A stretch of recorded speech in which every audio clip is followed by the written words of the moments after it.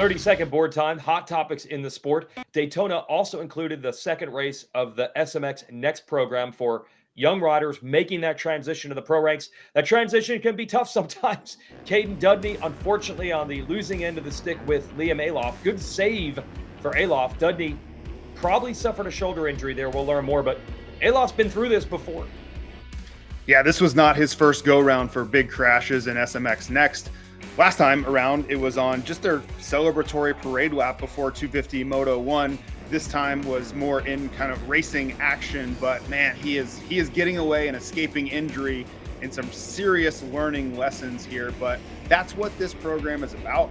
Go through some of the steps now, so when they make the transition to the pro class, they're more prepared. Maybe they've seen some of these scenarios that they wouldn't have otherwise, but when you look at William Aloff's experiences here, they are right on the cusp of catastrophe.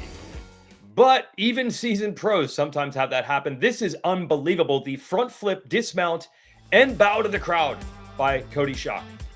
Yeah, Coty Schock's taking it to a whole nother level here. I think he's like basically to Liam Aloff, maybe hold my Gatorade. That was incredible. And he had another crash that I didn't even see. He had a loop out crash on top of this front flip. It was a very, it's kind of a wild day for Schock, and maybe it was kind of like, hey, you're not even supposed to be in this 450 class. What are you doing out here? But he did end up with a 14th. So I think all things that start well kind of end well. We hinted at this at the beginning of the show. The Showdown for the first time this year, up this weekend in Indy. It's kind of hard to have a scorecard now. I thought at the beginning of the year, there were a lot of injuries that shifted a lot of talent east. I would have thought that the East was much stronger than the West, but now Levi Kitchen, we presume, is going to be out for a while. Cameron McAdoo is going to be out for a while. I don't know how some of these breakthrough guys on the West, like Julian Beaumer or Cole Davies, stack up. They might be able to win this weekend. Well, the fact that we don't know is what makes it so intriguing. And you go back through the history of these Showdown races, we've gotten unpredictable results. And I look back on RJ Hampshire and Levi Kitchen, these races determined that championship. And RJ Hampshire had two great ones, and Levi Kitchen had one really bad one and one subpar one. And that was the difference. It's hard to look away from the rest of the series and those two races and not think they were the pivotal moments. So we'll see how Indy transpires. But if you're looking for storylines, the championships could be determined, or at least a big step towards that story in Indianapolis. Been an incredible year of ups and downs for everyone in the 250 class. Even Anstey, who had been so solid, had a big crash at press day at Daytona, crashed early in the main event. No one has been able to avoid the chaos. So look out when we double stack the gates with talent. Also on the docket for Indy, that will be the annual Love Moto Stop Cancer event, where we'll be raising funds and awareness in general for St. Jude Children's Research Hospital, which you've been able to visit. Yeah, these St. Jude races, they hold a special place in my heart, especially after getting to visit the Children's Hospital there in Memphis last year. And I think it presents an opportunity for all of the companies and inside this industry to show what this means. We're able to be creative.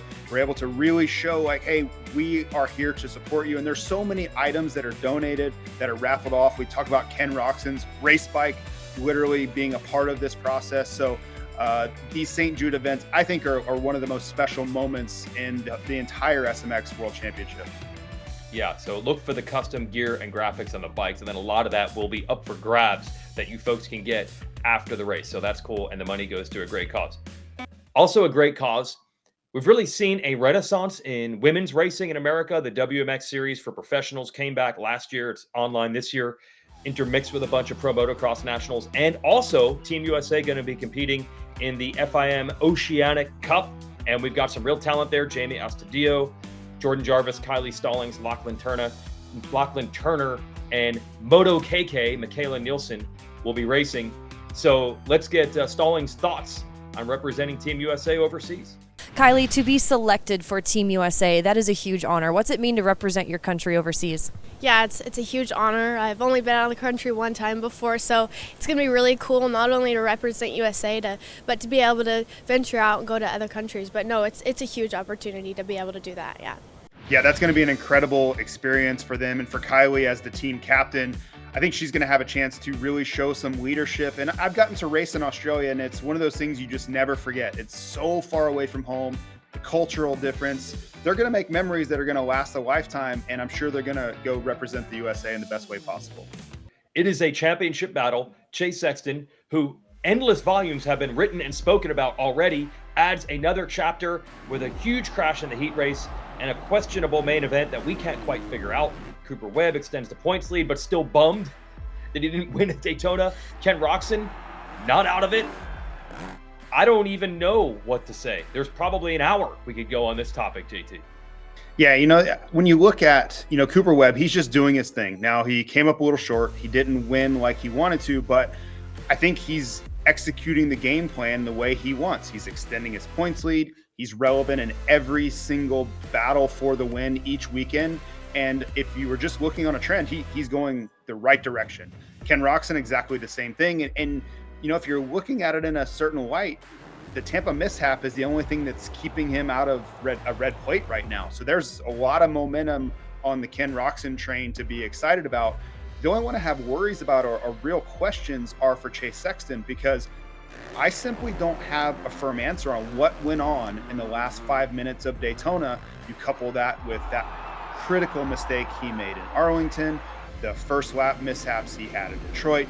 It has been a sequence of errors that are incredibly punishing for his championship. And that's not even mentioning what we saw in Tampa, that crash while he was in the lead.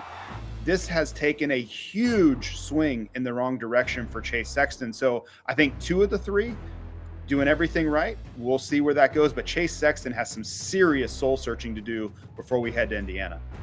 And also, to add further intrigue, there are spoilers in the mix. We saw Malcolm Stewart get there at Tampa. Is it starting to brew again, finally, for Aaron Plessinger? He was good at Daytona. It's funny with riders. Sometimes you have this great result and there's so much excitement and everybody's so happy. I think there was some of that for Aaron Plessinger, but to me, this was more of an exhale and sigh of relief. Because you look at every race this year, it's been what is going on with the number 7? This guy was the points leader in 2024, and he cannot even see the top 5 at the end of the race right now. So I know from speaking with him, he was just kind of going, man, everything I do seems to be wrong. I'm sick, I'm injured, I'm crashing, I'm getting bad starts. I cannot find my way to success. And then all of a sudden at Daytona, he does it for Dale, as he says, and comes out and is leading the race, ends up on the podium. So yes, I think this was one of those, I feel so much better now. I can actually just move forward and put all of January and February behind me. But I think most people were excited to see AP up on the podium. Yeah, and he's had a lot of success, specifically, oddly, in the state of Indiana. He won his first, I believe, 250 Supercross and 250 Motocross at both Indianapolis and at Ironman. He loves the ruts, probably the closest race to his home, where he's originally from in Ohio. So look out for the Cowboy. And hopefully by the end of the year, we'll be looking out for the other number 3, not Dale Earnhardt, but Eli Tomac. It was really cool to see him join the broadcast on Zoom right before the 450 main event. And this is awesome news. Normally when a rider gets hurt in Supercross, JT, just hoping to see him back for Pro Motocross. But Eli thinks he could be back for a couple of stadium events before Pro Motocross to get ready. Yeah, it sounds like he is aiming for the final few Supercrosses there. And if we could stop interviewing our stars remotely, or whether from Spain or from Colorado or even in the booth, and have them back on the racetrack, that would be awesome.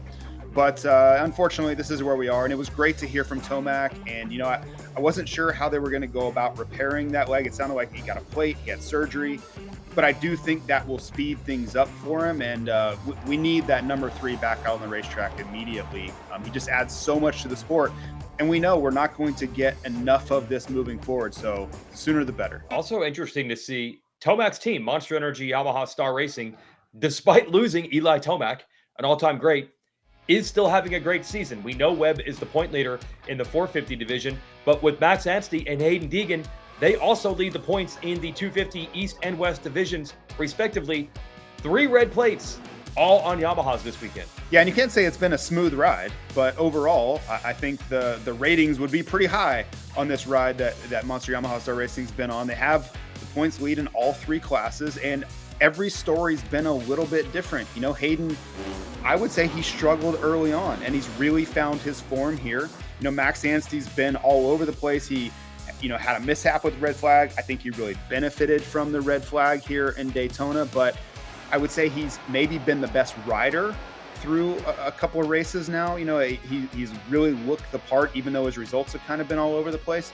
And then Cooper Webb, he's doing Cooper Webb things. He's just there every time, and he is relentless with his pressure on this championship. So if you're handing out grades, it has to be an A+ for that team through 8 rounds. The track, here's a Yamaha track map. What do you see, JT? Well, you got to remember that Indianapolis is typically softer, so it's going to be ruddy. There's going to be a lot of traction, and that changes how these riders approach a racetrack like this. Now, one of the biggest aspects of this racetrack is look at that big double crossing over the start right before the whoops. And if you're a guy like Malcolm Stewart, if you're a guy like Chase Sexton, that's going to give them an opportunity to carry speed in. Ken Roczen is another guy. They love all that momentum and they can carry speed going in, where a guy like Cooper Webb, not so much. That is a negative catalyst for someone like him. So these little nuances in a racetrack can change the overall result. Start cuts across, so a little bit shorter start. So those guys are going to want to position themselves more for the inside because that gives them less runway to get back to the left for that 180 left-hand first corner. So these subtleties, do they affect the racing? I think they do. Maybe not always the result, but when the riders look at these track maps, those are the things they are looking for. Where can I make time? Where am I going to line up on the start? And then the rest is going to be, as they say, why we go racing. And the Indy Supercross, now part of a trifecta of big races in that state this year. Indy Supercross, Ironman National, which will be coming up about an hour west of Indy in the summertime, like always. But adding to the list, Monster Energy Motocross of Nations is going to take place at Ironman in the fall. Always amazing and rare to get the MXON. That's the World Team Championship of this sport in the United States. That's going to be awesome. And JT, let's not forget, I think people who haven't been there before don't realize how cool downtown Indianapolis is. So if you want to come to one of the events, it's actually worth it for the whole experience, not just the riders and the racing. Yeah, Indianapolis has really come around. You think about what it looked like, the industrial town it was 30 years ago. Now it's this vibrant downtown, so much nightlife. And we got to speak to all the people involved with the Motocross of Nations for Crawfordsville when we were in England last October, and they were so excited, and the state government for Indiana is involved. Of course, the city of Crawfordsville involved. So you have to look at their involvement like, this is incredible. This is the kickoff really for a whole string of events for them in 2025. And what a time to be a Hoosier, Weege. That's it. Off to Indianapolis, Lucas Oil Stadium. You can watch race day live, qualifying coverage at 1:30 Eastern time on Saturday. And the racing starts at 7 p.m. Eastern time on Saturday. Jet Lawrence going to be in the booth to help call that 250 East-West Showdown main event. So that's a nice bonus. Going to be a great show. You can watch it all on Peacock and or the SMX Video Pass. Hi folks, Lee Diffie from NBC Sports here. If you truly enjoyed what you just watched, you can get more news, interviews, and highlights by subscribing to the Motorsports on NBC YouTube page. You can get it all, so go for it.